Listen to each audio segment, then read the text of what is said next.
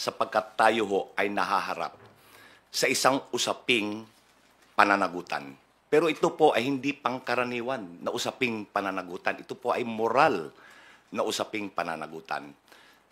Ito po ay kaakibat sa natatanging proseso na hinaharap ng sambayanan. Ito po ay ang impeachment ng ating pangalawang Pangulo. Bakit ito natatangi?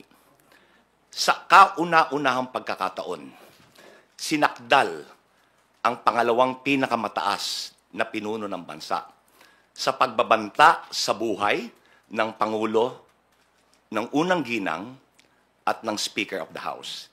Hindi lang po ito pagbabanta. Inamin niya na kumontrata siya ng taong magsasakatuparan ng bantang ito. In other words, may kinontrata na siya na asasino o mamamatay tao. Natatangi rin dahil sa kauna-unahang pagkakataon, nasakdal din siya sa pangalawang artikulo, which is pandarambong ng kaban ng bayan or plunder.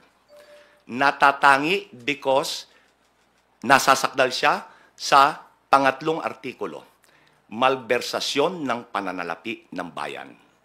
Natatangi dahil siya ay nasasakdal sa pagtataksil sa saligang batas. And finally, natatangi dahil sinakdal siya sa mga karumal-dumal na krimen. Ngayon, ito pong paglilitis na ito, hindi lang po ang pangalawang Pangulo ang nasasakdal. Nasasakdal din po dito ang institusyon ng Senado bilang isang impeachment court.